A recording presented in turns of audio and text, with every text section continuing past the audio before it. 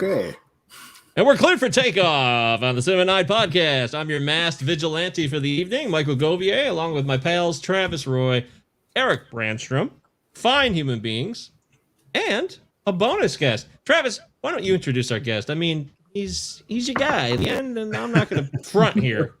Well, ladies and gentlemen, I'd love to introduce you to Donny fucking Richmond from the American Spookshow podcast. Donnie, take it away. You're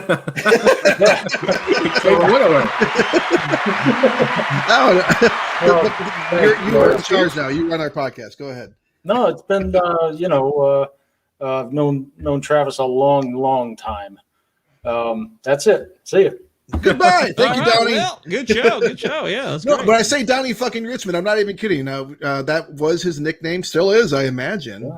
You know you're somebody when your nickname is just fucking between your first and last name. But that was what we all called him in film school back at Full Sail. Yeah, I had a shirt that said Donny fucking Richmond on it, and I actually got that from when I was 16. Something like that. I was working at a AAA baseball team as a bat boy, and there was a guy that came through, one of the other players, and he had a shirt that said David fucking Miller. I'm like, I'm stealing that. So you're telling me you came to film school with that nickname already ready to go? Because as far as I knew, it was something that was created then. But you came with that like prepackaged, like, hi guys, I'm Donny fucking Richmond. We're like, yes, we like. I was like, you know what? I'm making that shirt. I just like he had it, like professionally made or whatever, and I was just like, no, Sharpie on a fucking Hanes t-shirt. Speaking of professionally made t-shirts, show off what you got there. Plug your podcast, the All-American Spookshow Horror Podcast. Yeah, these are our threads. It's I joined the podcast in March of this year, but we've been around since October of 2018, and we are a horror podcast. Our Super Bowl is Halloween, which is coming up. So we've got quite a big spectacular series of shows planned. Good. I like that. I like that attitude that in July you're thinking, Halloween's coming up. I like that attitude. Oh yeah. I do that sometimes. Anyways, that's awesome. Donnie. I keep thinking Donnie Donowitz. I just want to keep saying Donnie Donowitz over and over again. I know that name. Who's Donnie Donowitz? It's the Bear Jew and Glorious Bastard. Oh yeah. The Bear Uden. Yes, everyone has heard of the Bear Jew. Is that guy a moron? I mean, is that courageous to say, "Hey, bash me upside the skull"? I don't like that kind of courage. I'd rather live. The German dude that tells him I'd totally be the other. I mean, I wouldn't be a Nazi in any situation. Well, yeah, in that situation. Oh yeah, I'm giving up everybody. I'm giving up everything. I'm keeping my skull intact. All right. Well, we're going to talk about not that movie. We're going to talk about They Live. That'll be the focus of our Does It Hold Up today. Guy runs a show. It's a horror movie podcast, so we'll talk more about how horror it is later. I'll save that. But anyways, we're doing They Live 1988. John Carpenter film's going to be fun. Of course, cinema9pod@protonmail.com, and you can contact us on all of our favorite social medias. Make sure the All-American Spook Show, follow it, connect with it. Is there any other handles that you want people to know about, Donnie, so they can connect with you? We're on Twitter. We're on Slasher, which is it's like a horror movie. Well, I say it's like a horror. Right now, it's an app. But yeah, we're on Slasher. We're on YouTube. You guys don't know about this app? These two guys? Me and Eric are both like, what is this Slasher? Is this like find victims on your mobile device? What is it? We have very different ideas. We're interested for different reasons, me and Eric. Yeah, just like think of like Facebook for horror. That's basically what it is. It's cool. I have to get on that. Yeah, it's fun. Hell yeah. That does sound like fun. Cool. Yeah, so we're on Slasher. We're on YouTube. God, there's so many. We have all of them, right? Yeah, basically anywhere you find your finest podcasts. And if you like kind of similar thing to what we're doing, only maybe a bit more organized and horror centric, definitely check out the All-American Spook Show. Yeah, thanks. Yeah. Hell So, yes. I hope, Donnie, you came with some quarantine viewing picks. We usually discuss at this point in the show what we've been watching. Do you want one of us to go first? You want to go first? How do you feel about it? Well, as far as like, kind of coming up with that, that list, I was kind of confused, and I really should have asked, was this like, is this more geared towards what I watched during quarantine, or like whatever you want? I mean, generally it's like what we've been watching recently, but guests often will like just kind of like, it's more of a, here's my chance to recommend what I want to recommend. So whatever, whatever you want. Oh, yeah. But actually, the guest usually goes last, so I think we should go first. Let him feel comfortable. No, that's tradition rules the day here at the Cinema 9 podcast, Donnie. So in that tradition, ladies and gentlemen. Oh, wait, real quick. Travis, how are you doing? Are you okay? Oh, I'm well, thank you. I appreciate your kind question. Manners about first. how I'm doing. First, I am doing fine. Thank you. How are you, Michael? Nice little Saturday here over in Savannah, Georgia, just outside Savannah. Went to Hilton Head Island today and went to COVID Beach. It was awesome. Beach. We had a great time. It looked like one of those, those photos where you see like a beach for miles and miles of umbrellas and bikinis and people. It looked like something from like the Miami Beach, 1965 or something. It's crazy. I have not been at a beach like that. I'm used to like a couple of friends. We find like a secretive beach or like our own hideout on a boat. So it was much different, but it's my nephew's birthday tomorrow and very excited about that. Be 9 years old. So that's fun. That's what we're doing here. Eric, how's Griffith, Indiana? It's great. I'm very familiar with Hilton Head Beach. They filmed the Nam sequence in Forrest Gump at that very place, Michael. So did they? Well, yeah, they absolutely did. Yeah, all around the Beaufort County area was Gump territory, but specifically that beach was all the Vietnam stuff. So if you're going back, get your camera out and try to match up some shots. I took some photos earlier today. I wonder if I could see some of that. There's other beaches, and we went to like 2 different beaches to find parking. That's fascinating. I didn't know that. Wow, cool. Okay. But I'm good, dude. Like I told you, I got that job and I negotiated my first salary. I've never done that. I'm 40. I've never had to try to get more money out of someone. It was fucking nerve-wracking, but it was a huge success, and I didn't even feel bad about it. Yeah, I had a similar situation this weekend where I had to basically say what I wanted my raise to be. I'm like, I kind of try to blame someone else for the number I came up with. Exactly. It was tough, but yeah, I'll be teaching in 2 weeks, so my summer break is just about wrapped up. So I got to stuff a bunch of movies in while I can. Yes. That's one for our side. The workers are on a roll right now. We're getting favor. We're getting some opportunity. That's pretty cool. Pretty cool. All right. That's how it's done. That's the intros. And Donnie, we kind of got your vibe. Are you okay? Are you feeling like maybe not having a good time? No, someone hurting you? No, this is yeah. Good? No complaints. All right.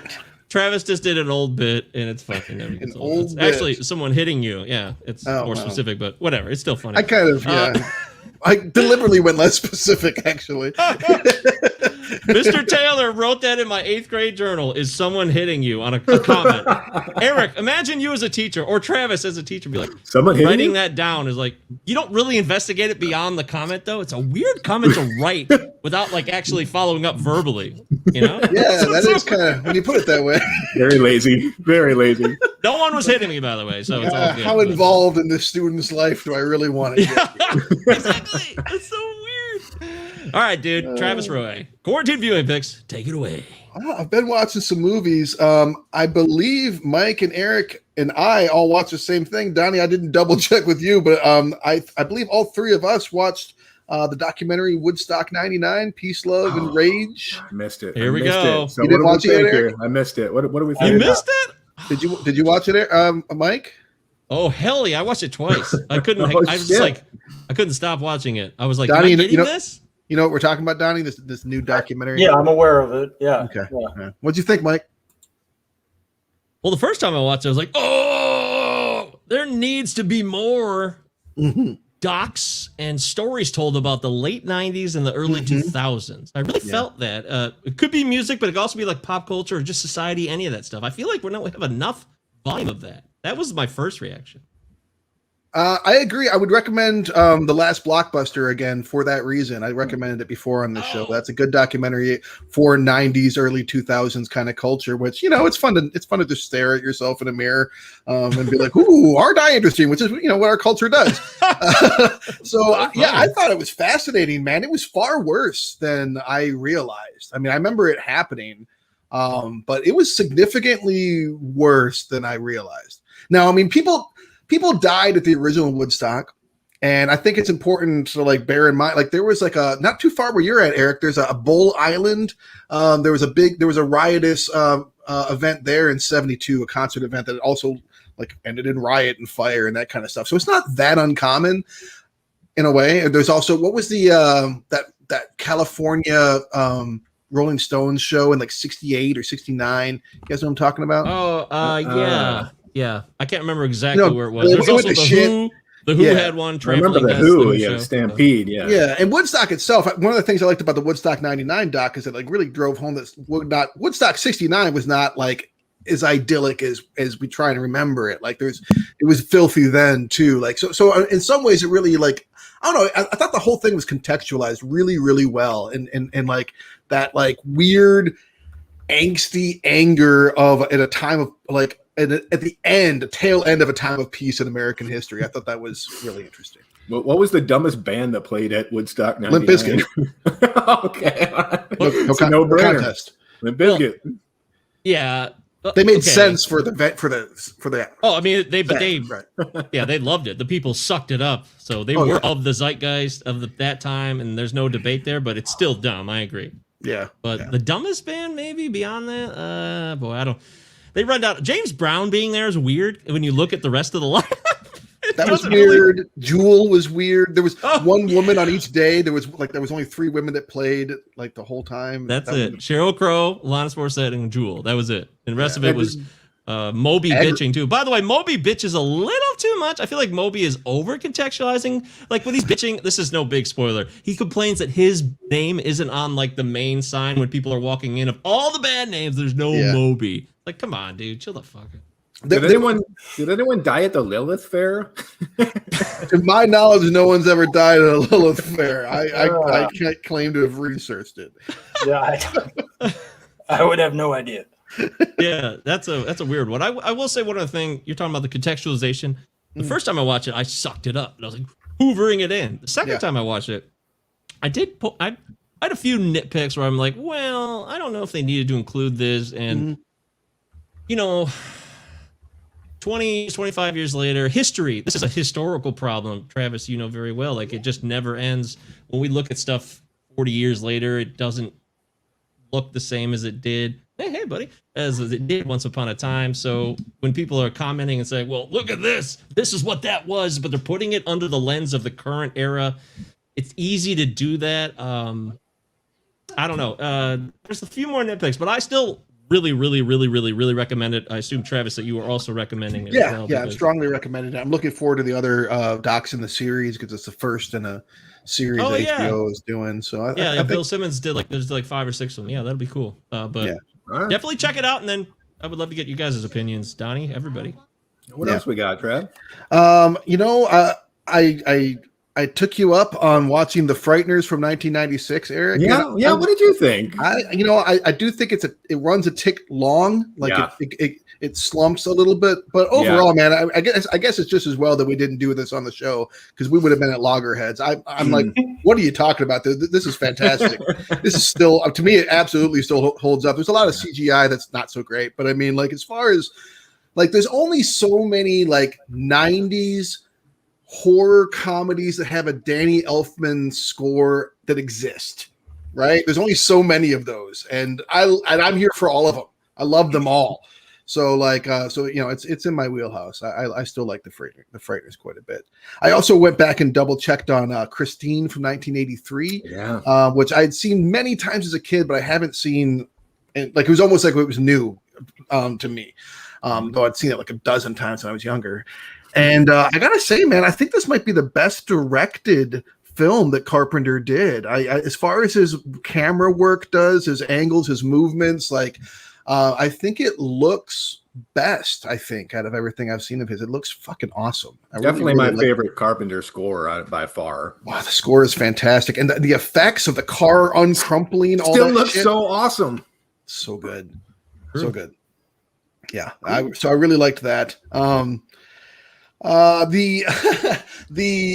always got to watch these generic Diane Keaton movies for some reason. Jesus. I'm compelled to do that, and I watched Because I Said So from 2007. This is one you guys can skip. I know you guys were making careful lists of which Diane Keaton movies to watch and which Diane Keaton movies not to watch. Don't watch Because I Said So, despite having Mandy Moore in it. It was not that great. Oh, shocking! Yeah, shocking. I watched this really weird movie from last year called The Kid Detective. You guys heard of this movie, The Kid Detective? Remake? Haven't. It sounds like a family film, but it's this weird black comedy because what it is, the premise is your classic Encyclopedia Brown kid detective, but he's 35 now. He lives in the same town. He's washed up. He's he still has on the wall all the fucking pictures from the newspapers of the things he did when he was a kid. He still gets free ice cream for life from the guy from the ice cream man who he saved, blah blah blah. But now the guy's all resentful every time he gives him the ice cream. But so it's funny, but it's also it's dealing with murder and kidnapping and some really heavy shit. It kind of reminded me of Brick, Ryan Johnson's Brick. In some ways, it was actually classic. Yeah, it was actually really weird. It was, but good. It was just just a really weird, uneven tone, but in a good way because it was funny, but dealing with some heavy shit. So Kid Detective, I like that one. And starring Adam Brody, who I like also, who hasn't done that much, but not to be confused with Adrian Brody. Not to be confused with Adrian Brody. No. I watched Freaky from last year also, which they clearly wanted to call it Freaky Friday the 13th, but they couldn't get the licensing figured out. Anybody else see this movie with Vince Vaughn? No, I heard good things though. You're not going to hear good things from me. Oh, really? Really? I mean, as far as premises go, it's an interesting premise to mix Freaky Friday. It's a mashup between Freaky Friday and Friday the 13th, a serial killer and a little girl get swapped, right? And that's it. There you go. That's it. Does that sound interesting to you? Because it probably could have been done in 20 minutes because it's really just dragged out. And Vince Vaughn is it's a lot of him pretending to be a teenage girl, which is not as funny as it sounds. I don't know. It really was. It was kind of a grind to get through. I wasn't really into it. I got my Nick Cage dose with "It Could Happen to You" from 1994. But the one I'll recommend, the big thing I watched, I sent you guys a picture of me in emotional distress. You did. Yes. I watched this documentary for Shudder called "Scream Queen: My Nightmare on Elm Street" from 2019. You seen it, Eric? Yeah, I you watch it too, Donnie? Yeah. What'd you guys think? Didn't care for it. I didn't. No. Yeah. I don't blame you. I think it starts off extremely rocky. The first, it's an hour and a half long, I think, and the first half hour, 40 minutes is this guy sucks. This is the worst narrator I've ever heard. Literally the worst narration I think I've ever heard in a documentary. And I don't know that the guy sucks, but he's he's kind of a washed up movie star and kind of got it's talking about it, and movie star is that's a stretch, that's a big stretch. You're a C movie horror star, but but by the end of the movie, I was really into it. I his journey and watching him kind of come to grips with the narrative that he had constructed for himself that was partly based in fact and partly based in his own dealing with shit. And again, speaking of contextualizing the time, it all takes it's really contextualizes 1985 in a big way because this movie, Nightmare on Elm Street 2 came out right after Rock Hudson died and America collectively went, AIDS. When there was a period where they were starting to maybe be okay with bisexuality and homosexuality in the late 70s and early 80s. But once AIDS came on the scene, it was like a witch hunt. It was a fucking Red Scare or Lavender Scare all over again. And so it was really fascinating to watch what this guy went through and the ways that he kind of came to terms with what had happened to him and what was actually his choices that he had a hard time accepting the consequences of. So I liked it a lot, but I can't understand people not liking it at the same time. So yeah, those are the movies I watched. And a lot of Sopranos. Yeah. Everybody's gearing up for the Saints of Bozo Fest. All right, Eric Branch from Griffith, Indiana. What the hell did you watch? I finally finished all 12 seasons of Murder, She Wrote on DVD, and I started them in January. I finally finished them. Literally, I got to call somebody or send out an email because the final episode is literally the exact same plot of Knives Out, the Rian Johnson film. It's like beat for beat for beat. I'm sitting there watching. I'm like, this happened too. This happened too. This happened too. We got JB Fletcher taking on the Benoit Blanc role. Like it's straight plagiarism. So as soon as this podcast is done, I'm making some phone calls because this is out of control. It's the same story. Wow. Anyway, that was a lot of fun. I checked in with The Butcher's Wife, Mike, Demi Moore, Jeff Daniels comedy, 1991. I dug it. I dug the film. Yeah. I liked it. I thought it was smartly written and cute. Demi Moore, by far, the worst Southern accent in any film by any actor ever. Like I don't understand how on day one they weren't just like, all right, cut. I see what you're going for, but it's not working out. We get just be from New Jersey because I don't know what the fuck this is. But I like the picture. Yeah, I took another look at Birdman. I haven't seen it since 2014 when I walked out of the theater blown away. Still good. It's still good. I wasn't that off the charts as I was in 2014, which kind of sucked. But I still really still better than Inherent Vice. Came out the same year. Anything is. Everything. Yeah. Everything is better. Low hanging fruit. I call it. I know. It's so true. I haven't seen Flight of the Navigator since I was like 5 years old when I would watch it like every day. But so I was going in on Disney Plus, like kind of forgetting everything that happened. I remember like the little creature, like the little co-pilot fucking thing. But like that's all I remembered. And it was fun. And like I'm sitting there watching it. I'm like, Christ, like this plot is straight up scary. Like the danger that this kid is put in, like in that first hour, is like straight up really like fucking terrifying. I'm thinking like if you took like any of these horror movies that come out nowadays and just like change like the main character to a kid and have it be just be a kids movie, like I think you could have some like awesome modern day kids movies because they're neutered nowadays. And back in the 80s, like these kids were in serious danger, and this was a lot of fun. I loved it. I'm glad I revisited. Wait, you're saying horror movies are neutered these days, and like kids movies? Kids movies are neutered. Yeah, the kids. I misunderstood. I thought you were saying scary. Like there should be like kids movie. Like I'm trying to imagine Midsummer redone as like a kids movie. I was very confused. Oh, absolutely. That is part of my point. Like if you take Midsummer and first of all, cut an hour and a half out so you have a good movie. So it's 20 minutes long. What the fuck is the point of that? So also make the main character a kid and have a kid be going to this festival, and it would be so much scarier through the lens of this kids because I don't care about some like dipshit 30-year-old guy most of the time. I don't know. It's just something to consider. If you want to make good kids movies again that are scary, take a really scary premise and put a kid in the forefront. Yeah, what the fuck? I watched a shitload of movies. Sudden Fear, 1952, Joan Crawford, Jack Palance, fucking great thriller, old school thriller. So I took a look at, I watched a lot of foreign horror.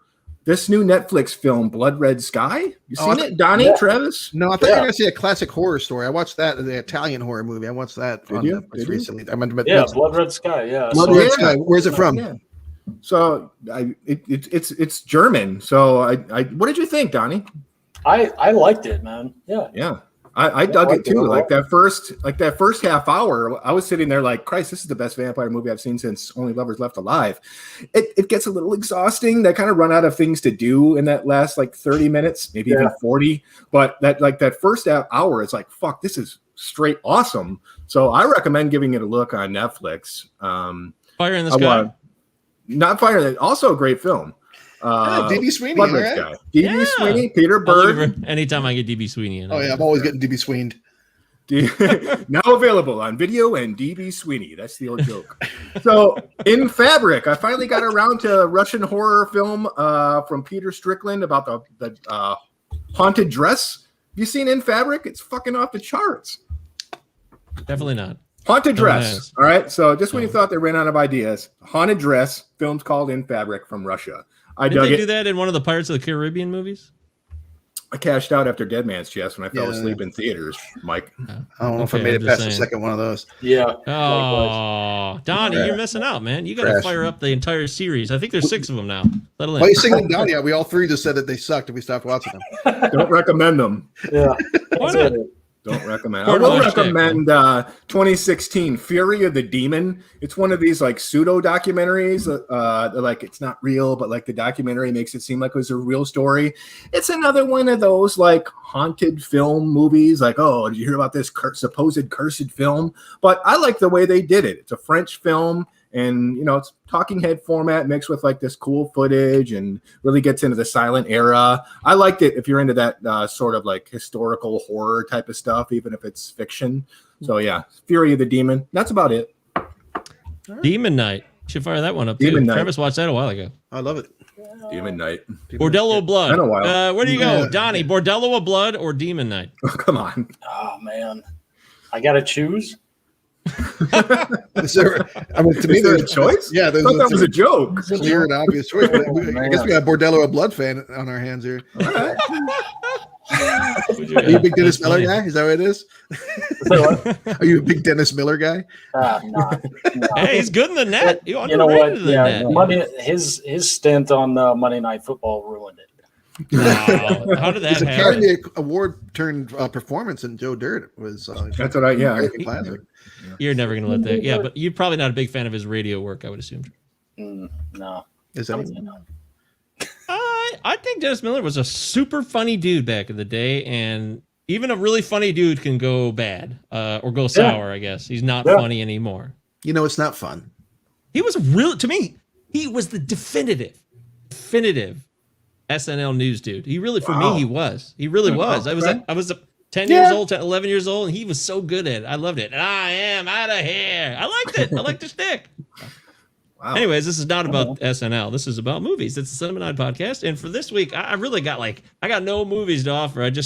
I watched the doc twice, like I said, Woodstock 99. And then I watched the actual Woodstock 99 pay-per-view. You watched it? Wow. It's a 3-hour, check it out, Nick. Probably not, too soon. Woodstock 99 pay-per-view is packaged into a 2-hour and 37-minute of like piecemeal viewings of all the different bands. And titties. A lot of titties. Yeah, you just said it. Mudslide titties. That's all it is. It's like, turns out it's not mud. Let's show one song. It's shit. It's a lot of shit. I can't tell which was more gross. Was it the scene from this documentary with the porta potties, or was it Slumdog Millionaire? I don't know which one was worse. They're both really Slumdog's fiction, so there you go. They did such a good job with the poop. It was just like, oh God, it was so gross. Anyways, so that watching the Woodstock 99 actual package is horrible. It's awful. You don't say.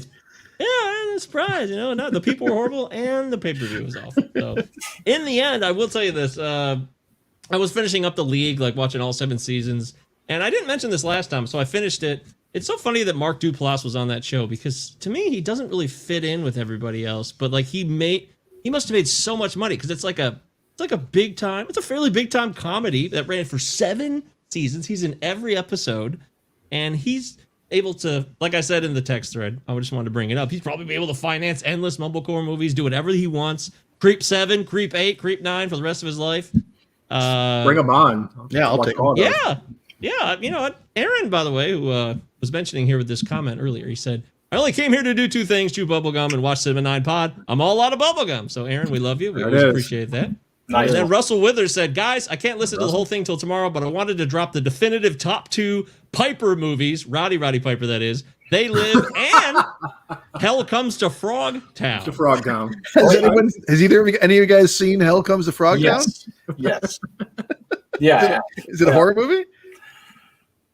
It's horrible. There is that. Yeah, there's that opinion of it. Oh God, it's been eons since I've seen it. But it was actually released the same year as They Live.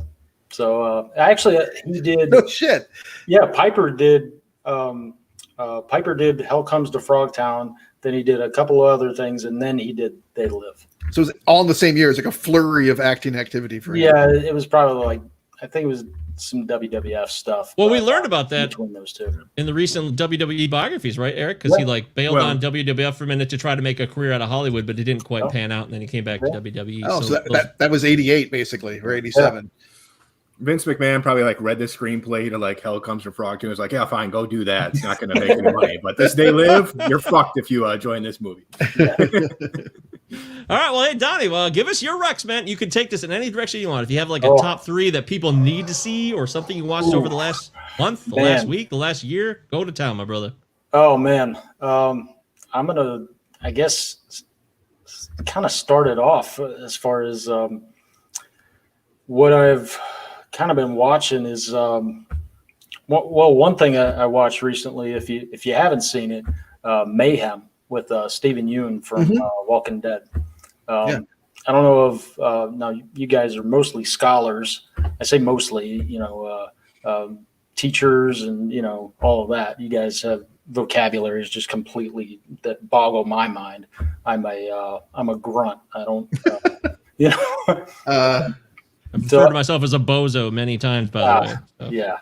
No, that's but yeah, Mayhem is it's very violent, very bloody, but it's also deals with the trying to climb the corporate ladder. And if you've ever been in that position, that you can probably relate to a lot of the struggles. And probably some of your dreams would come true in this movie. So, did you see Belko Experiment? Did I watch that? It's probably been a couple of years since I've seen it. Like it's one of those it's one of the classic Hollywood situations. Yeah. The same movie came out at the same time, so it's kind of hard not to compare the two. Yeah, I was curious if you had a preference between them. I think I may have seen it. It sounds familiar. Yeah, you probably. It's James Gunn. James Gunn wrote it. Anyway, all right. Mayhem. What else? Yeah, Wolfman from 1941. Watched that recently. I say recently, probably in the last month or so. We actually used that to kick off our Summer of the Wolf series, which we run. We're actually doing through the end of August. So yeah, we're doing all werewolf movies where we're just speaking of werewolf movies, Wolf Cop. You guys seen Wolf Cop? I'm going to watch Wolf Cop, and then I'm going to come onto your show and talk about it. Awesome. I'm very much looking forward to watching Wolf Cop. Yeah, I almost watched it today in my excitement, but I'm like, no, I want to hold back until it's closer to Wolf Cop is exactly what it sounds like. But yeah, bloody, violent. We are absolutely into that. Obviously, we're a horror podcast, but that is kind of right up our alley. But if you haven't seen it, definitely watch it. No expectations though. It's exactly what you think it would be, and then more. It's actually more than that. So the liner is Wolf Cop. Here comes the fuzz. Yeah. Yeah, that's the tagline. Yeah. Wow. Yeah, and then I rounded that out with actually Hasbro's YouTube channel has G.I. Joe episodes from the 80s. Okay. Yeah. They just stream them live, like I say live, but you can just back to back. They just loop it. Wow. And it's been looping since I think March of last year. So talking wolves, talking looping. All right. That's another one. Yeah. Are you curious for Snake Eyes at all? Not at all. Not at all. Me neither, dude. No. Fucking way. You can't make me watch this movie. No. I grew up obsessed with G.I. Joe. It was my number one thing in life. I loved it more than anything. Yeah. Did you have the aircraft carrier? What's that? Did you have the aircraft carrier? No, I had Cobra Command Center though. That was a big deal. Well, my brother did, and I took it basically and used it. They make 2 bozo movies that are trash. They're broken up over 2 years with recasting, and then 8 years later, hey, let's try it. Snake Eyes origin story. And completely missed. Take the one guy who doesn't speak and who you don't see his face. I mean, they could have gone with anybody. Give us Shipwreck the movie. Yeah, give me a Destro origin story. Yeah. Awesome. I want a titanium face, damn it. That's what I want. But real quickly, Donnie just reminded me, and I want to speak up for this because please do. I did watch Masters of the Universe Revelation. Yeah, and it so was did incredible. I. I thought it was fantastic. And there's being rating bombed. Yeah. Apparently. Rating bombed. Because of, first off, it's just moronic. It's short-sighted, and they're not letting the whole season play out it's either. 5 episodes. Come on, dude. Yeah. 5 episodes. Yeah, I liked it too. I think, it just seems like it's getting attacked just for the sake of attacking, the fan bases and something to fucking do on the internet for clickbait. I really enjoyed myself. I thought it was fun as hell. So did I. I tore right through it instantly. So I just want to stand up for it. If you haven't watched it, you've been turned off by the possible bogus ratings or reviews. Just get over it. No, don't let that do it. I was born in 1980. He-Man was right in my timeline, and I went right back to being a kid and watching it. I thought it was fantastic. Yeah. All right. Anything else, Donnie? Oh no, just me and the lady are real, big nature fans. So David Attenborough nature docs, pretty much put them on. Just amazing. It's amazing that man is still alive. It really is. Well, I mean, I mean that in the nicest way possible. Oh yeah, I mean we lost Richard Attenborough. When did Richard Attenborough go? I feel like that was recently, wasn't it? Was it a while ago? I don't know. I don't know, but the other Attenborough still kicking around. 93. He's 93 years old, I believe. David Really? Attenborough. Still kicking around, man. Didn't Richard Attenborough die? Yeah, he died in 2014. Yeah, so that's what it was. Okay, a little while ago. All right. Yeah, so that rounds me out. Could do some Attenborough. I liked some of the stuff I've seen of his. Yeah. Didn't he do Planet Earth or Life? Life.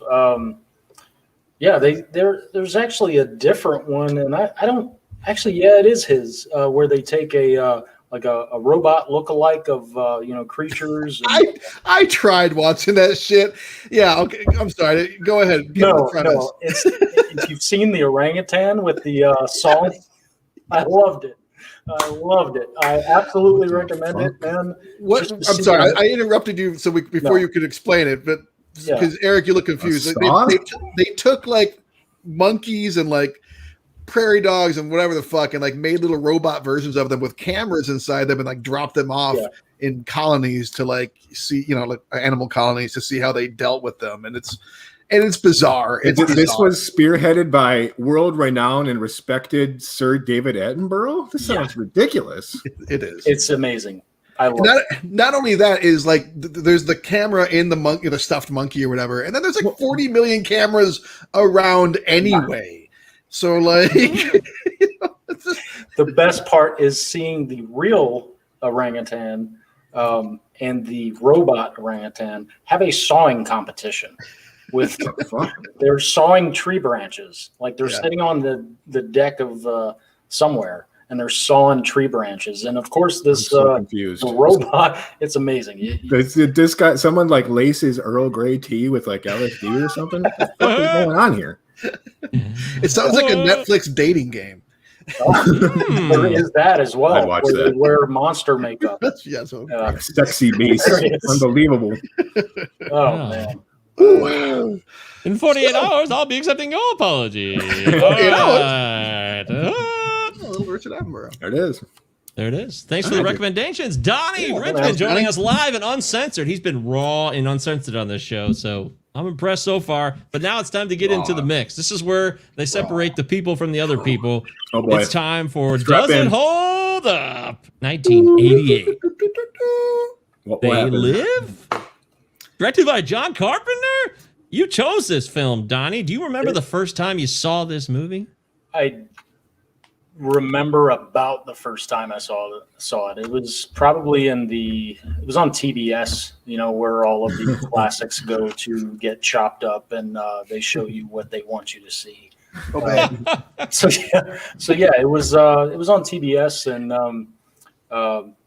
I'd seen it countless times with my brother. It was on VHS. We watched the cover off of it, and then it was before, I was 10 years old, like 11, 12, whatever.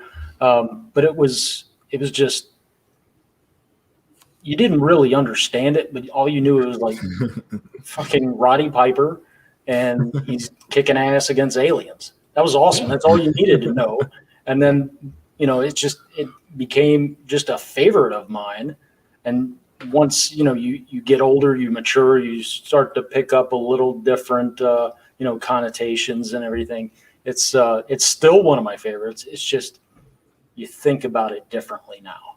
You think about it differently each time you watch it. And you're just like, you know what? Shit, I never realized that. Shit. And it changes each time you watch it. But, it's a movie I grew up with. And, the brand of analysis that you guys bring to movies, listening to your show for a while, I wanted to see what each of you bring is just, even though I've seen, these movies before, you guys kind of put your own little spin, and then you make me think differently about movies. Like, I may not agree, and there's sometimes I don't. I was like, yeah, no, but no, you guys you kind of bring a different perspective. I like high praise. Thank you, Donnie. What you guys do. Thank you very much. Yeah. Well, we are three different human beings for sure. Note about it, especially when it comes to movies. We love movies. That's the unifying factor here. But it goes south pretty quickly from there. And it makes sense. At times. Take last week, for example. Yeah. Travis Roy, take us back in time. First time you ever saw They Live. I'll take you all the way back to the year 2020. Wow. So I consider myself a pretty big John Carpenter fan, but I have to acknowledge I am very much a Johnny come lately on it. I have at this point seen all of his major motion pictures that weren't made for TV, except for The Ward. That's the only one I haven't seen. But up until like a couple years ago, I had really only seen, the main ones, Halloween, and In the Mouth of Madness, which I grew up on, obsessed with, and The Thing. Big Trouble you had seen more recently too, right? I watched Big Trouble sometime in the last year for the first time. Crazy. I watched Prince of Darkness sometime in maybe a year ago for the first time. So there's a lot of this stuff. The Fog, even, I watched for the first time, I think a little over a year ago or so. So there's a lot of catching up on Carpenter for me, and very intentionally so. So this is one of the during that process that I watched, and I did very much like it. Like I like every single one of his movies that I've watched that isn't Ghosts of Mars, and I have to say, having only seen it twice, once a year ago and or less, and the other time this morning, I have to agree with Donnie's statement that it seems to be that out of the two times that I've watched it, I got very different things both viewings, and I feel like there is. I imagine that if I watched this in 10 years or a year or whatever, that I would get something different then too. There's a lot going on here for being like a stupid fucking action movie from the 80s. There's like a lot going on. So yeah. Hello, Eric Branstrom. I know you saw this one when you were a youth. No, it's been confirmed that I first saw it this morning. Which I can't believe, because Travis, I mirror you, man. I always thought I was this gigantic John Carpenter, man. I mean, I've even seen like his early TV movies. Someone's watching me, 1975 or something. But I never got around to seeing this. I think like I was a cold-hearted cynic even when I was like 8 years old. And to me, this always, no shit, right? This always just looked like a dumber V to me. Like I love that miniseries V, and I would see this. I was like, oh, that just looks like it's trying to be V. Like, what? They're like robots? Who cares? Like, I feel like I didn't really need to see it because the gimmick was already laid before me. And I was I think that's why I didn't watch it too. The premise seemed obvious. I'm like, okay, I get it. Yeah, I mean, Hot Rod was my favorite wrestler, so you can't forgive myself for not seeing it. But this morning was it, and I'll tell you, we got a lot to talk about. Piper's Pit. Yeah, I love Piper's Pit. And Mike, this was the first time you watched it too, right? Yeah. So last week I alluded to, I thought I'd seen it when I was a youngster, but I did some thorough analysis of my files, went back in all my movie logs, and it turns out I am not. It feels like I've seen it because there's been a lot of lore. I've read some articles about it over the last 10 years, but I'd never seen it. You're right. I had never seen this one. And I guess we're all kind of in the same boat here in a way. Not as much as Eric. I'm more in the Travis boat. I mean, Big Trouble in Little China, I saw that when I was 8 years old, and I've seen it 80,000 times. It's hands down my Carpenter go-to. So good. But I never saw Mouth of Madness when we did that last year. That was new to me. So I don't know every Carpenter movie, and I love Roddy Piper more now than I ever have before watching the movie. I just like when I saw him on It's Always Sunny, he was so funny, and he really opened my eyes. Like, whoa, look, a bucket of chestnuts, so funny, so stupid. It makes me laugh, and I'm glad that you chose this movie, Donnie, because it's got Carpenter, got Rowdy, and it's got a lot of layers, which we will discuss here. But as always, Donnie, since you are familiar with the show, we go back to the IMDb ratings. We check it out, Rotten Tomatoes. Do you care to guess? Have you looked up the IMDb rating? Have you committed it to memory? Because you do love this movie. I do. I have not. No. I actually looked this time on accident because I was looking through oh, great. I haven't. Carpenter's repertoire. And I'll leave it to you, Travis. Donnie, what do you think? Man, I'm going to say I'm probably higher on it than most are. I'm going to say I'm going to give it an 8. Right. You're giving it an 8. What do you think it's rated, though? What do I think it's rated? Yeah. What do you think it's rated? 8. I'm sticking with it, man. All right, 8. What do you think, Mike? Man of conviction. I think this is a 6.4, 6.3 standard issue. Standard issue. What do you think, Eric? What do you think the IMDb rating for They Live is? I think the fact that it's gained such a huge cult following has bumped up the score into maybe even the 7s. I'll say 7.0 to be safe. 7.3. What? Oh, wow. 7.3. This is a beloved film. And I think I knew that going in too. I mean, I think we probably all knew that going in. This Obey stuff. This is so iconic. I mean, Shepard Fairey took that and made a whole fucking career out of it. And the Hope fucking Obama posters are modeled on that, whether you like it or not. Yeah. This shit is iconic, and it's definitely seeped into a public consciousness well before the three of us, besides Donnie, before the three of us watched it. So, wow, I'm taking that in. That's fascinating. That's one of the more surprising scores I've been revealed to me. Very cool, though. That's cool. I like it. 85% on the thermometer for the critics. 85. That's a great score. That's a really good score. Yeah, it is. And that's like almost like elite level movie, not just like scary movies. It was a bomb when it came out. I mean, it utterly blew at the box office. It just was a disaster. It was number one for like 2 weeks, and then just kind of fizzled. Yeah, it didn't make its money back. Competed against Halloween 4, ironically enough, another Carpenter franchise. Yeah, funny. I saw that. But yeah, for a movie this, and let's face it, dumb, like goofy, to have that type of critic score is it's impressing me. It's making me happy. Oh man. Yeah. Anybody that rates They Live below a 10 can burn in hell. That's Matt Nichols. Thank you, Matt. Very clear. 79% from the audience. So very tight scores from the audience and critics. And as we look at the critical reviews, well, a lot of positive feedback. A lot of positive. I'll throw out a splatter to kind of mix it up here because there's an overwhelming amount of red tomatoes on the screen.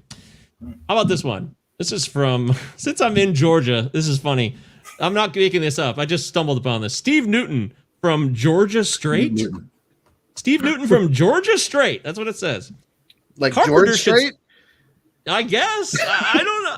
I have many questions. I want to stop doing They Live and just kind of focus on this name for the next hour. Is it heterosexual Georgia publication? I thought we were talking about George Strait, country singer George Strait, and his personal movie blog.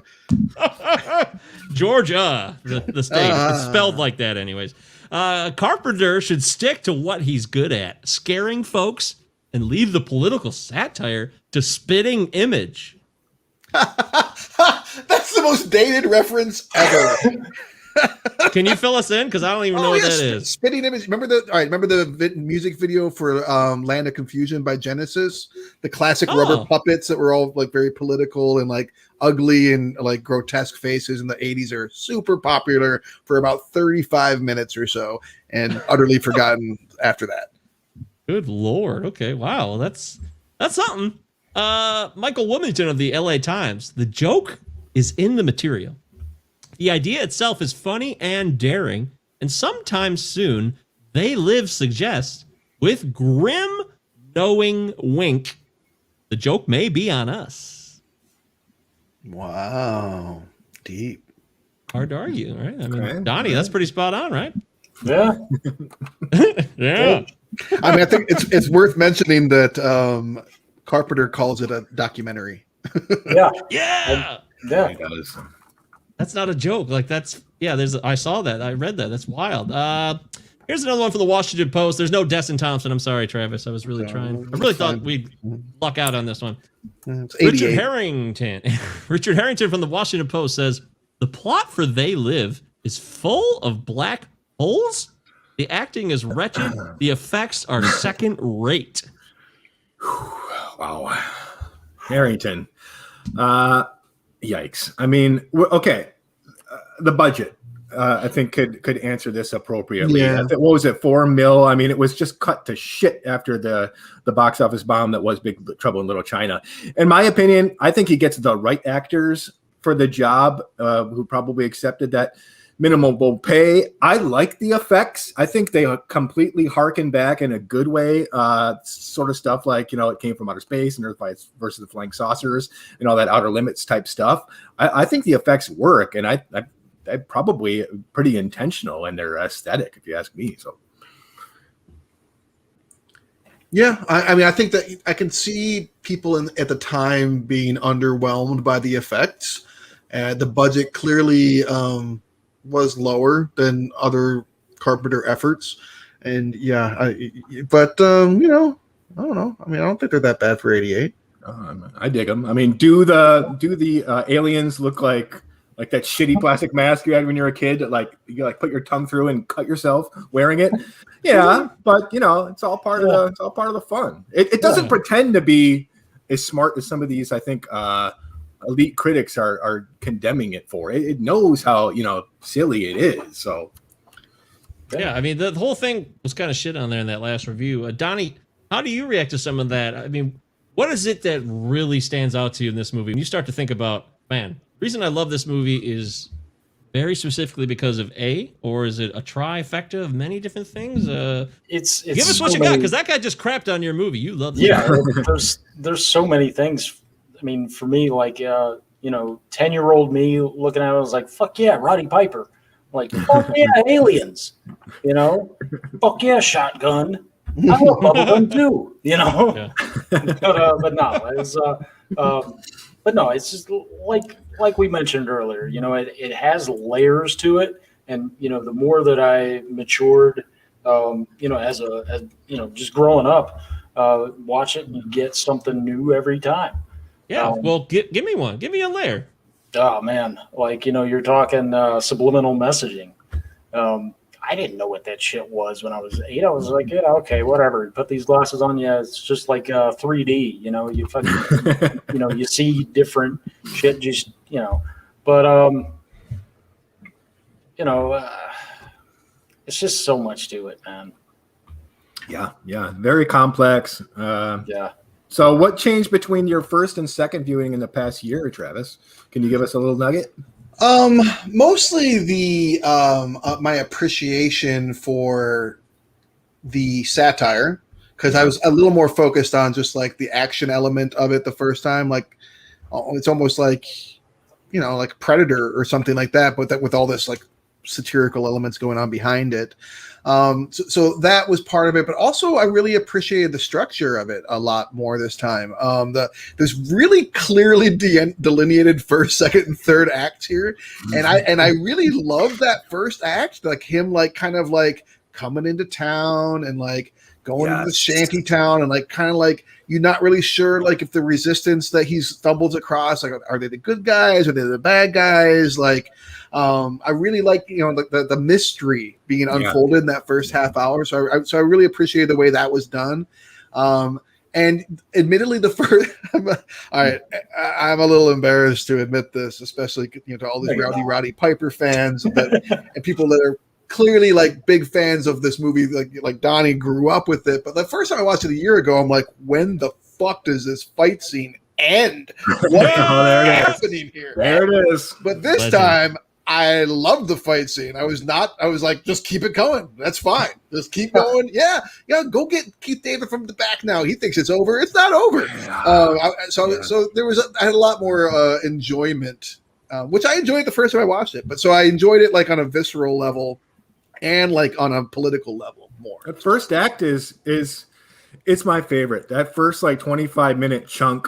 It reminds me a lot of like the old Man with No Name films, Sergio Leone films. You got this drifter that comes into town. He's this strong, silent type, and he's unraveling this mystery, like you said, and it's really involving up until he sees the alien at probably a 30-minute mark or so. I think exactly. I'm like thinking this is like a really smart, well-crafted, brilliant film. Things start getting goofy in a fun way, but I think that first chunk is the smartest. Why did Keith David get matched up? So he does this movie in '88, and then he does Marked for Death. He does one of those Seagal movies where he gets matched up as his buddy. They're like 2 men against the world. Yeah, Marked for Death. Brief typecasting there for Keith David. Not cool. I will tell you this though, Roddy Piper's WWF persona, it's unfair because he'd done so much in there. By the time he did this film, I feel like certain people dismiss it instantly. I mean, the people who love the movie love the movie. I did. I was like, this isn't Kurt Russell. Who the fuck is it? Oh, Roddy Piper. This guy can't act. I dismissed it. That's why I never and didn't watch it. But they wanted him because he was like a masculine, wasn't like necessarily your thinking man's, or even like a cool dude. He was just like a straight buff, long-haired mullet type dude, like the construction worker type, blue collar worker guy. Carpenter said that John Carpenter said he had life written all over him was the quote. He's this working class athlete who you can tell just by the landscape of his face. He put his time in. He represents the ethos of the everyman. Someone like Kurt Russell just would have been too Hollywood. It would have been a little bit more difficult to engage with him as just this you or me type character, not a. Admittedly, I mean, like, so I love a lot of the one-liners. But some of them, like he kind of struggles to get them out in a believable fashion. And that's not necessarily even his fault. When you have to sit there and look a man in the eye and say, life's a bitch and it's in heat again. It's kind of hard to say that with conviction. Yeah. I mean, even the famous line about the bubble gum, he doesn't, I get that he's out of it, but he doesn't even chew it in the beginning. It's just like clearly ripped out of his journal from his wrestling days. Either put on those glasses or start eating that trash can. Laugh out loud. Hilarious. I got to.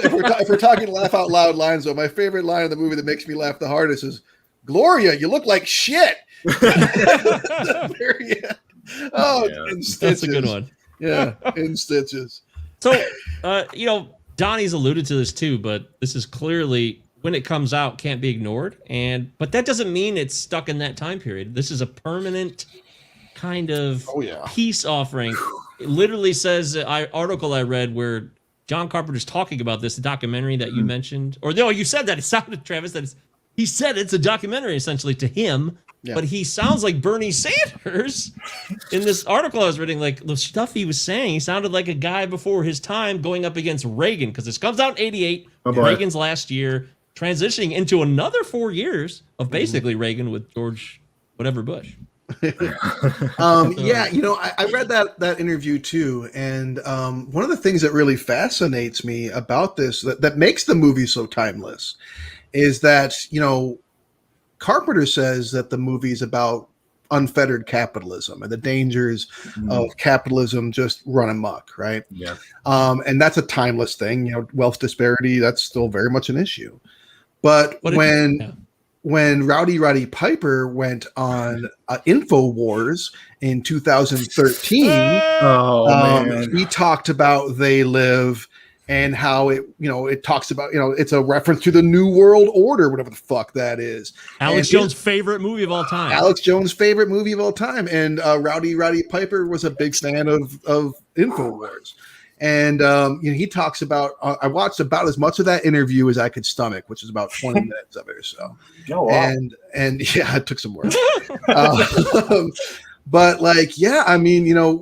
Roddy Piper, so I think that people could take this movie and like you could fixate on the like the anti-rich angle, like, or you could fixate on like the anti-media angle. And I think you could really run in two different directions in your ideology with how you feel about it. Because like if you're like concerned about wealth disparity, you're going to probably go more towards what John Carpenter was aiming at. But if you're more concerned about the subliminal messaging and elite powers that are running things from behind the scenes, then it starts to become very fucking lizard people, conspiracy theory, like globalist bullshit. Yeah. That's the thing. Also, right wingers took this, Alex Jones, you just mentioned, in Roddy Piper's interview, and then it had to be responded to by Carpenter in like 2015-ish. He said this is not people said this was a 2017 anti-Semitic propaganda too, and they started to co-opt it, and he had to re-clarify, like, you guys are dipshits, you're Nazis, if you're neo-Nazis, anybody right-wingers trying to adopt this, you're missing the message. And the fact that there's really not an ideology if you start to look at it in a sense. It's kind of like just here's what's going on. It doesn't have to be, it gets co-opted, but it doesn't have to be. Donnie, I'm curious what you think of that. You've blown his mind. He's speechless. It's the vocabulary, man. The word usage. I'm just like, I'm a layman, man. I'm a grunt. I'm a doofus. I'm a doofus. Trust me. I mean, you say there's layers. You've said this 3 times. There's layers to this movie, and this is another one of those layers. Is like this reality versus what you see, what you don't see. Yeah. Also, class structures being separated. So I'm curious how you see that. It's just, I mean, everything you said. I don't know if I can actually add anything to that, but I did like I saw the tweet that because I think he responded on Twitter. He's saying a bunch of jerk offs. This isn't it's not what it is. He probably didn't use that, but yeah, paraphrasing. You hit the nail on the head. I can't let Carpenter off the hook. I mean, I saw the interviews about this unrestrained capitalism, and it's the 80s, and we're talking about a guy who made a fortune off mass marketing Hollywood films, and eventually sold pretty much his entire catalog and remake rights for what he'll tell you is just the money. Like these days, he's just like, oh, money. I'll do anything for a buck. Just put me on as a producer. And a lot of people are a little bit disappointed with that reverse on anti-establishment. I mean, but I mean, think about it, like again, to contextualize it. You're at the very, very end of the Reagan administration.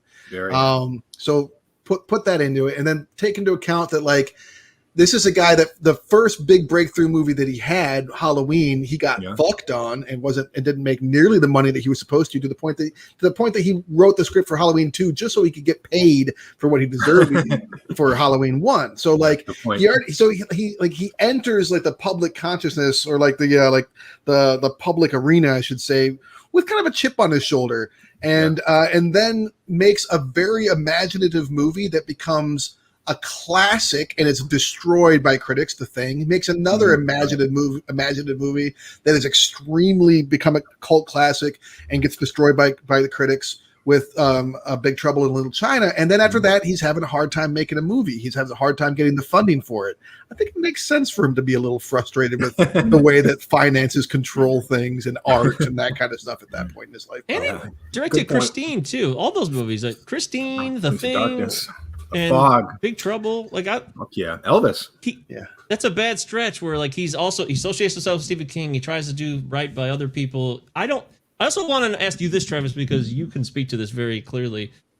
In a little piece where he was asked, "Why did you do this movie?" He said, "Because nobody else was standing up to Reagan in Hollywood." Now that is an interesting phrase, a loaded phrase. There's tons of Wall Street, Secret to My Success, like 80s fast business shit everywhere. But I also think there was a lot of quality movies made in the 80s that had something to say that weren't right winger or they weren't like pro Reagan agenda by any means. Sure. Oh, I agree completely. And as much as I love John Carpenter, that chip on his shoulder that's always been there, it gives him, sometimes he kind of goes out on these limbs when he talks about his own legacy that are a little more generous than probably, is fair, because he's been not properly appreciated for so long. But like at this point, people are pretty much embracing his entire career. So it's like, you can stop. But I do think that there's really interesting things going on with the fact that anyone could take this movie and put the sunglasses on themselves and see whatever they want. This could conform to whatever conspiracy thinking bullshit you've got, whether it be an actual conspiracy, if you believe in bullshit or if you believe in like acknowledged reality of like real conspiracies that have taken place. This can like, you can use this to bolster your mindset either way. And it's kind of it's almost dangerous in that respect. It's almost risky. Actually, to kind of piggyback off of that, something I was reading about the fight scene. Something someone was saying that the fight scene is like a metaphor for how hard it is to wake people up. Oh God, yeah. Yeah. It's 6 minutes of back and forth. I mean, when my brother and I try to go back and forth on any political issue, it's like 16 minutes. So it's that stubbornness. It's that, you literally have to beat the shit out of someone, maybe emotionally or with facts or anything to get your point across. Does it take 5 knees to the nuts to get your point across to him? and two suplexes. You got to get those wrestling moves in. But I mean, I loved the fight sequence. Like, does it bother me that it was longer than like the climax of the film?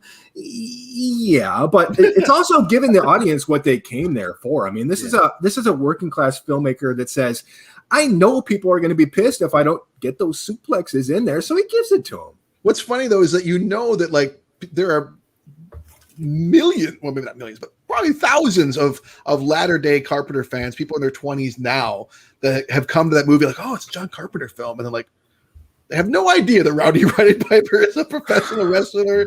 Like that's if you don't know that, that's going to feel like a very, very strange scene to you. Yeah, and I mean, talking a little bit just about Frank, I love.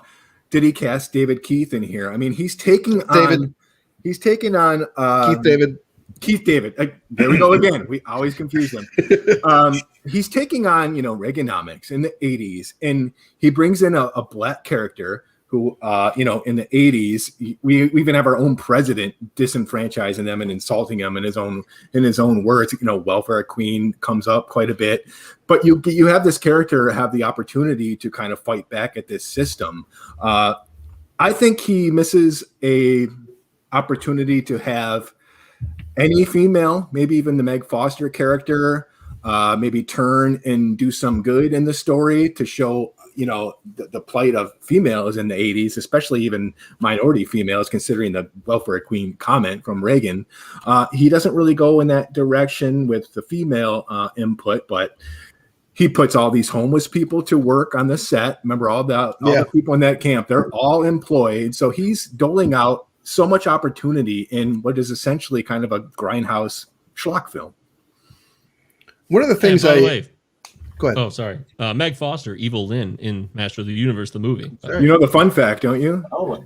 They spent all this time on the Evil Lynn contacts. Oh. And everyone is like, what the fuck are we doing? She's got the most insane eyes of any actor that's ever lived. Like, she looks so much cooler without the contacts. I find her eyes so distracting. I cannot watch any Meg Foster movie. Those fucking eyes are like, right bullshit. I hate your eyes. Close it. Wow. I can't pay attention to what you're saying. You were saying that, Travis. And say your lines. One of the things I like about the movie, about the John Nada character that Rowdy Roddy Piper plays, is that he's a patriot. He says in the beginning, like, I believe in America. I follow the rules. Like, we might be going through some rough times, but everyone has rough times. And as soon, the moment he's confronted with like this reality, like he's like his ideology is adjusted. Like he instantaneously like, this is what I must do. I will take action, even if it's like clumsily thought out action. Like it's a really bad idea to tell the lady in the grocery store, like, "Hey, I see your ugly face, and like these glasses help me do it." Like what are you doing, dude? Don't you recognize that you're endangering yourself? One in a succession of stupid choices. Like, okay, I'm a first-time viewer, so I can come in here and offer these types of opinions without getting too shit on. But his plan. Well, what the fuck was his plan? Like, find out that we've got these like monsters and not really like question it. Maybe go back to the church or whatever and be like, what the fuck's going on? I'm in on it. How can we stop them? Immediately get an arsenal and start blowing people away? Well, he says that the glasses make you high. Like and there's a hard come down from it. So I think that like he's not thinking straight when he first puts them on and gets and like he kills cops in broad daylight. He grabs a shotgun to start shooting up people, which every movie from the 80s to 90s that has a shoot 'em up scene like in public like this is just it's so different. It's like if I like accidentally go to like a Snapchat app, even if I don't know what it is, and like start seeing people as like cheetah monsters, I start killing them because I think they're evil aliens. Yeah, he did not second guess the technology behind and that to me is actually one of the interesting things about the movie is that I think there's a way to watch this movie where they're insane. It's collective insanity, like shared delusion between him and Frank and the other people. Like they are conspiracy theorists. They're like, we believe in the lizard people or the Illuminati or whatever, and we gotta like kill the elitists. And what's that whole mindset of like, oh, we got to stop the elite. Like it drives me so fucking nuts because I have been called the elite so many times. And I'm like, you fucking idiots. I am poor as shit. The fact that I have a college degree does not make me the elite. It does not make me the man. But everyone has like these different conceptions of what they think of as elite. And like that can become a really quick and easy way to like dehumanize anybody. Were you paying particular attention to who was an alien and who wasn't in terms of their occupations? It was largely police and rich people. Yeah, I mean, I think the clerks were humans and some like the regular people, but like, yeah, I got a little bit of a bad taste in my mouth based on the decisions of the so-called enemies. While we're talking occupations, though, in this movie, the one occupation I wondered about the most was when they get down to like the human power elite, and like all the humans are underground, and they're like the humans that are working with the aliens and stuff, and then like. They talk to that one homeless guy who's now a rich guy and all that stuff. He drops off his champagne glass with the waiter. I'm like, the waiter, is he a human? Is he an alien? Like, if you're a human, why are you working with these aliens? If you are an alien, why are you serving these humans? This makes no sense. the one occupation, I'm like, you don't belong here. What's happening? Also, if you're peppered all over the news for your involvement in a huge mass murder, is your boss going to try to track you down for your back pay? Well, Frank's not his boss, but I do love that Frank, when he sees him, is, how many people did you kill? I don't want anything to do with you. Like, that's it. Oh, man. Wow. That is that's so dumb. What I think about when this movie is the meta stuff going on, and then it just being like a bozo movie. There are two ways to look at this in a way, and maybe this is for the end when everybody makes their comments, but I'm curious because that's what Donnie said when he described the film. You love both of those things about it, right? Yeah.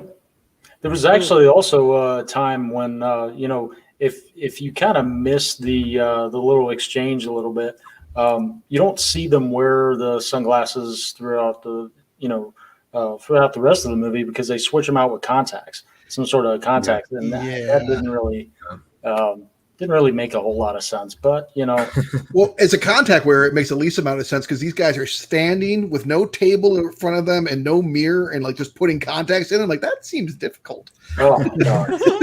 You guys ever had contacts? God, it takes a table and a mirror for me.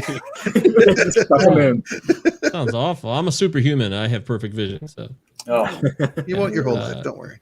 I would tell you that doesn't have to be both. I guess that was my point, Donnie. Is these don't have to be. Movies can have multiple lives. They can represent more than just one thing, which I think we kind of know, but I don't always think we do. I really don't. I think that it gets to partly why this movie is such a classic is because you could be a kid like Donnie was and grow up watching it, and it's just like a fun shoot 'em up. Yeah. Or you could be a grown adult and see it for the first time, and it's just a dumb shoot 'em up. Yeah. But also there's like all these extra layers, as you mentioned, Donnie. And one more thing to kind of bolster my whole, like, maybe it's all a conspiracy theory in the first place thing. When the first time that John Nada sees an alien, he's walking past all of the he's in the magazine stand, right? Yeah. And he turns around and he sees an alien for the first time, and he's standing next to a stack of books. There's like an Edgar Cayce book. There's a book on the Bermuda Triangle. It's like all this out there, like conspiracy kind of like fantasy shit that he's standing next to. And so part of me is like, I wonder if that can't be an accident, you know, like, why would you, of all the things that you would stick next to him, to have this stuff? That's interesting. Yeah. Well, good point. I didn't notice that. It's interesting. That's a great call. Yeah. I didn't notice that at all. That's the kind of stuff when you age to, you know, generally become wiser. So if a film can kind of grow with you throughout your lifespan, that's fucking cool. And that is really, really, really, really difficult to intentionally do.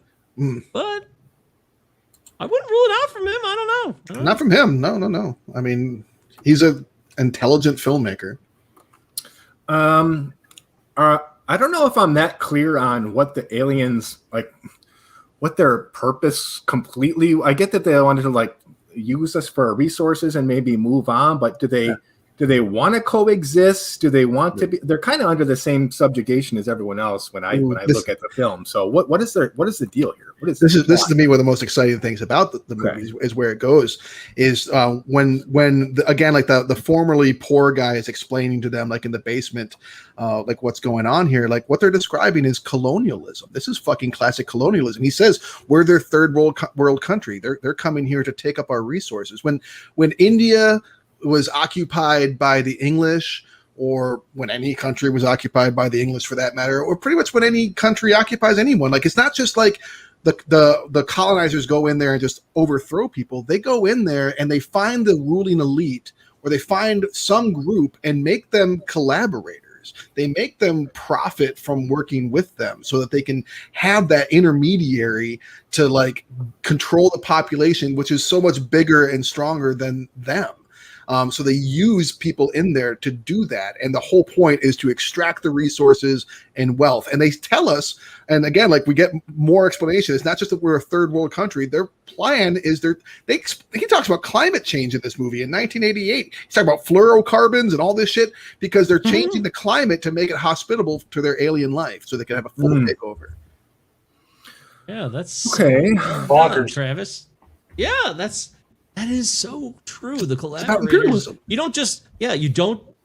This is a third thing now. I was not even thinking so much from that lens. That's so cool. God, John Carpenter, the master at times, because that's how things really get done. You just don't flip a culture. You don't just turn people upside down instantly. People are not that powerful. Sure, you could have gun germs and steel, and maybe you could, wipe out a lot of people too, but you still need people. Even with we talked about Last of the Mohicans, right? We talked about there was many different types of Native Americans, and some of them were with the French, some were with the British, and we can't understand that because we're simpletons and we don't really see a lot of movies related to that stuff. But here, he gives us the benefit of the doubt. I think. And you got to I imagine you have to have this populace learn to trust you. So it reminds me of that scene where the guy's like, hey, how come you got promoted? And the alien's like, oh, it'll happen in time. Like they probably really don't want to interact with them too much, but it's all part of that takeover. It's just that building blocks you have to do to get what you want.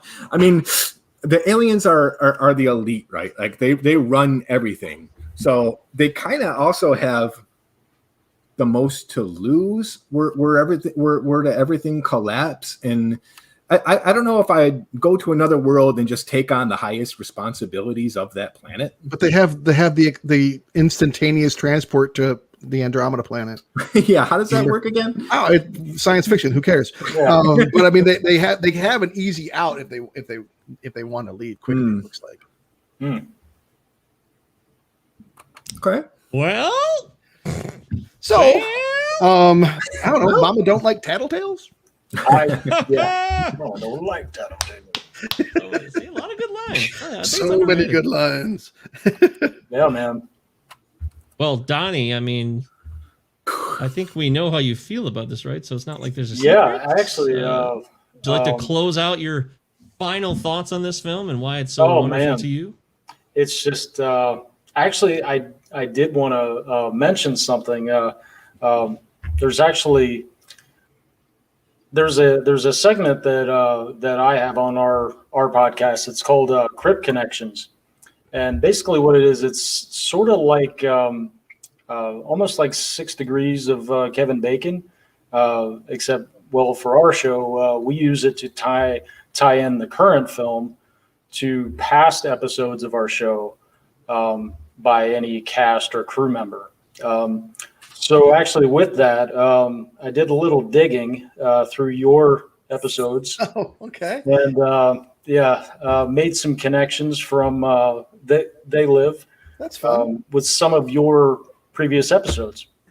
Oh, so with that, Keith David was in your episode 12, Requiem for a Dream. That's right. Absolutely. He was also in episode 26, Dead Presidents.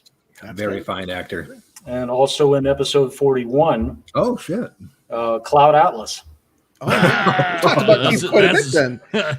That's true. All right. And also the guy who played one of the homeless men. Rat. Yeah, Rat. George Buck Flower. Also played the bum in Back to the Future. That was episode Crazy drunk pedestrians. I knew I recognized him. Yep.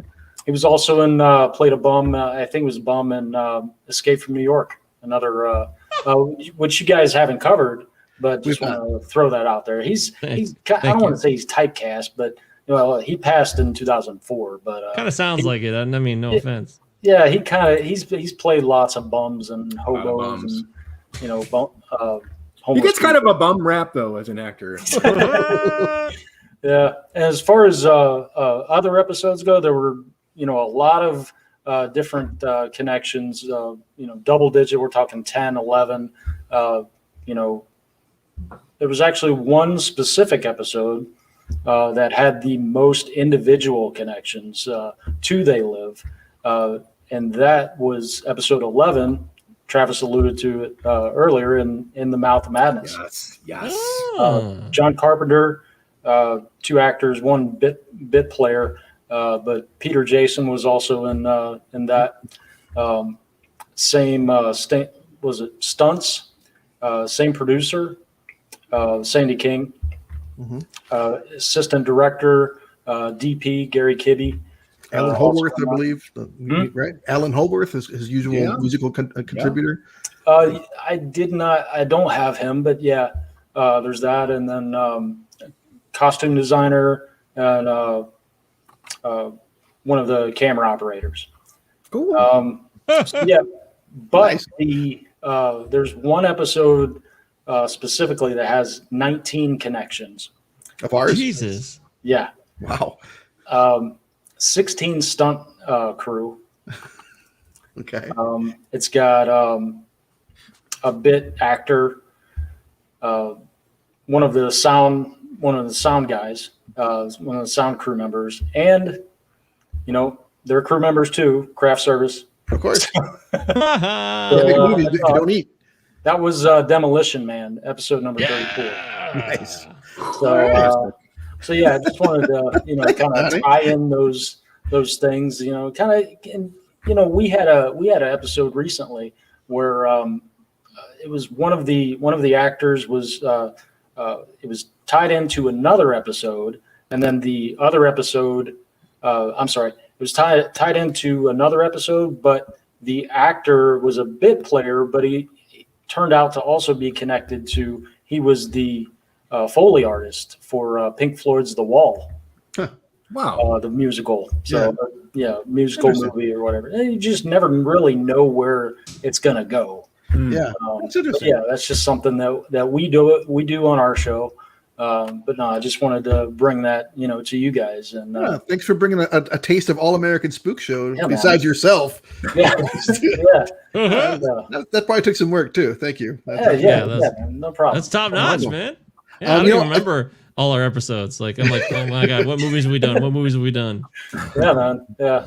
One of the things I think is interesting about this movie too is that there's talk of the to kind of tie it into the other John Carpenter movies, they talk about the Armageddon trilogy, which is The Thing, Prince of Darkness, and In the Mouth of Madness. But this really fits right in there. You're dealing with you're dealing with the end of the world in a way, and you're dealing with you don't know who's on which side. Right, you don't know who's working with who, and that there's like these muddled signals coming through the television, just like with Prince of Darkness. There's a lot of there's a prominently featured urban church like in Prince of Darkness, and a prominently featured church in the Mouth of Madness. So there's a lot of Carpenterian things happening here. And also, I'd like to mention again that he did write this despite it being credited to Frank Armitage, which is the same name of the character that Keith David plays. And I think it's one of the handful of Carpenter's films that could totally justify a sequel. I mean, this is not over. This whole world is fucked now. We got a significant population, the rich mainly, that are still involved in this ensuing conflict. Even now that the curtain's been pulled back, this first installment is just about kind of the exposure. And I'd like to say, get Piper back into action to take these motherfuckers out, because the mindset hasn't changed of like half of the world. The damage is done, and the fight is going to continue in an ideological sense. I think you're right. One of the things I really like about this movie, you already talked about it, compared it to V a little bit, and I like that too. Like there's like this factionalism that takes place. Like there's factionalism in the Resistance. One of the things I found really interesting is like when they're in that church in the beginning, it's historically black church. You kind of get that feeling with the music that they choose, and they have a picture of Booker T. Washington on the wall. And like Booker T. Washington was all about like gradualism and like working slowly with white society to like make gains, as opposed to, let's say, like W.E.B. Du Bois, who came along after him, and was like, no, we're not doing that. And I feel like that's kind of happening in the Resistance as well. You have like some people that are like, no, we have to like get more people and like get more people involved and like, plan slowly and carefully. And then you have other people like, no, like, we got to pick up these grenades and fucking run with them and act now and like do. So when you talk about the possibility of a sequel, that is one of the things I like, is that like you get the sense that it wouldn't just be like a one side and another side. It would be fucking chaos. It would be mixed up feelings in the Resistance, mixed up feelings in those are in the human power elite. I would actually be pretty happy to see a continuation of this story. Yeah, I agree. Absolutely. All right. I mean, for both sides. And this is a pretty one-sided story in terms of who the protagonists and antagonists are. But if you talk about social contract and like the whole Burroughs thing, it's way more complex than his other stuff. It's good complex, versus evil is a little more cut and dry in a lot of his other movies. This one's not. I agree with what you're saying there. Yeah, for sure. Yeah. Because he kind of sets, I mean, the Thing and this movie have something in common because it's not clear what's going on, or at least people are making assumptions. It probably could be if they just start distributing the sunglasses instead of doing like whatever they're doing at the church. Well, that is the plan in making them is the distribution. But also, if you are going to hide anything, maybe don't hide it in a garbage can in an alley. Yeah, not likely to be there when you come back for it. Seems a little strange. So dumb, but still so much meta stuff going on. Unbelievable. This movie could be all rolled into one. And I don't know. I'm getting the vibe here that it's. I don't know who's going to go against this movie. Yeah. Well. I mean, Donnie, do you want to say anything else? Or I mean, we know you love the movie and you talked about it. Yeah, you love it. Yeah, I do. Yeah. Still. So you feel like it holds up. This is the point. This is the part where we holds up on. As far as more so on the cerebral side that it holds up more so than, all the sci-fi. Yeah. I mean, I will always enjoy it for that, for separate reasons, but, more so on the, like I said, the cerebral side, all the different layers, man, it still holds up. On the record, there it is. Yeah, there it is. Eric Branson, let's go over to you. Well, there's a few things that I don't like too much. I hate that Keith David is killed off screen. I think he should have survived and maybe even been the lone survivor. It's kind of off screen. It's like a half. Reasons, it's like Flash is on screen. There's no attention, not enough attention paid to it. That doesn't sit well with me. But come on, dude. We got basically a drive-in dystopian satire soaked in beer and buttered popcorn. You don't see that. It's a little goofy, but it's like I said, it's not pretending that it isn't. We've got a fun, optimistic protagonist who plays by the rules and still gets screwed. There's inspired art direction, effects for the budget that still work for me. Cool score, brisk script that manages to say a lot without like specifically like preaching to us. It's just fun to watch. And for 1988, we're in this time where this abundance is celebrated and Carpenter pulls the rug out. Granted, it's a year after RoboCop, but before the decade even closes, he's calling bullshit. So are there some dumb plot holes, half-cocked explorations? Sure. Does the social commentary rival that of Huxley or Zamyatin? No, but this is super enjoyable, far-sighted, silly, and just a plain cool film. Holds up for sure. I had a great time. There it is. That's 2 for 2. I'll go next. This movie is fun, but it's not fun that gets me. I just love the fact that this movie is filled with so many concepts that you could dissect. And once you think you got the first one broken down, you could actually go in another direction with it. We're talking ideologies, we're talking politics, social strata, economics, so much stuff for a movie that on the surface, this is the kind of movie I like a lot. Instead of trying to shove it down your throat with like I don't know, like The Good Shepherd. It's like, here we go, 3.5 hours of dry. I like The Good Shepherd, by the way, but yeah, it's not. This movie's not doing that, but it has. To me, I really think in terms of how we look at things, how we view each other, how we don't see each other, how we conflict together. This movie has as much to say as The Good Shepherd does, and that's a fucking feat. It really is. So the movie holds up. It's a cool movie, and I'm glad that it was selected. All right. There's a scene towards the end of the movie where we finally get some backstory about John Nada. You know, he's got the wedding ring on the whole time, but you don't know what's going on with him. But he starts talking about his past a little bit. He talks about his father. And then Roddy Piper very, passionately delivers a line, "I ain't daddy's little boy no more." And that line, like the movie's filled with lines like that, whether you could laugh at them or with them. This movie's campy as fuck. I mean, this movie's campy as fuck. You got a big mullet, Ray-Ban shades. Like it's a camp fest. When the movie ends, like, rather than like being like our heroes are dead, like it's like, hey, one more shot to like throw in, let's name drop George Romero and John Carpenter real quick, and let's get one last opportunity for some comedy and some titties. Like that's like how that's how the movie ends. But at the same time, as you guys we've all kind of stressed, like there's some really cerebral stuff going on here. So I think that it's a brilliant movie to have both feet so firmly planted in schlock and seriousness. And I absolutely think it holds up. No question. Love me some John Carpenter. Thank you, Donnie, for bringing it on. Yeah. Thanks a lot, man. Appreciate it. And thank you for coming on.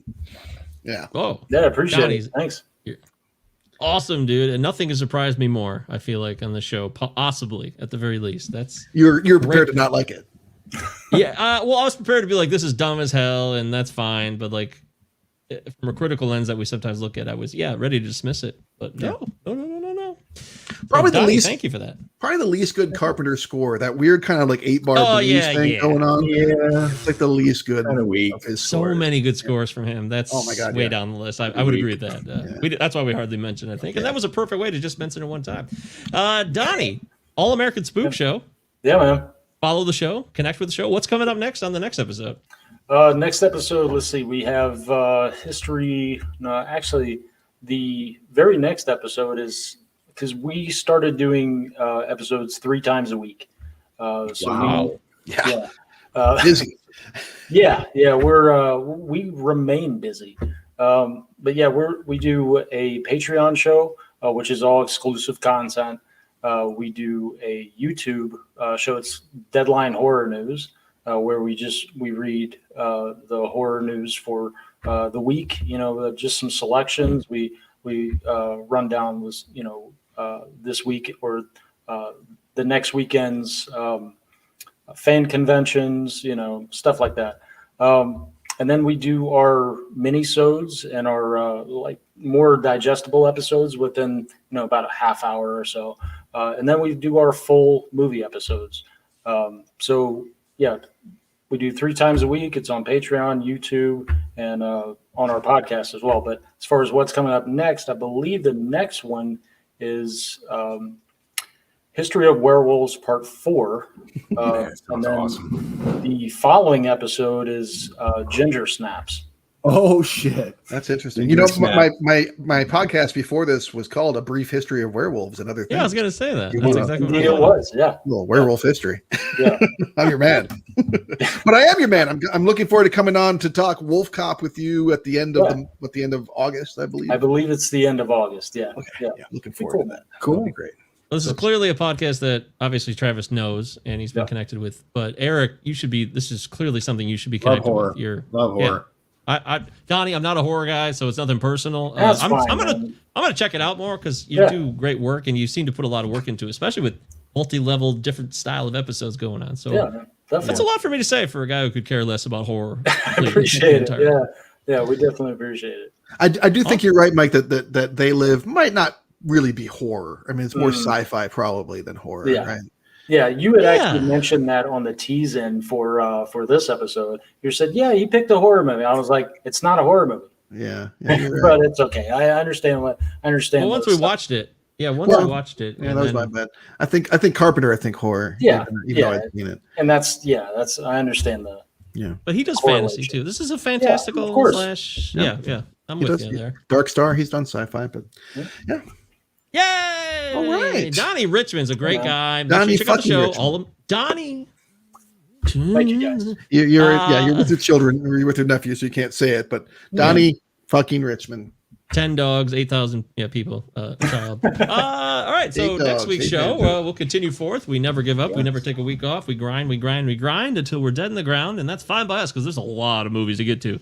Right. Yes, that's right, Nick. So, yes, it is. Travis, are we heading back to your way? Where are we? I don't even know where we are anymore. Yeah, it's my turn next. I've got a choice selected and made and ready to go. I thought it would be fun to. I feel like there's some more directors that we've talked about, but that we some pretty major heavy hitters that we haven't brought into the show because they're typically well respected and we know that their stuff is going to hold up.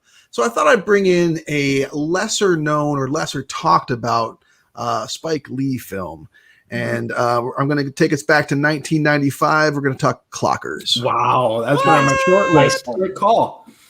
Never saw that one, so you never great saw news. Harvey Keitel, right? Yeah. John Turturro and I remember when it came out. Mekhi Phifer.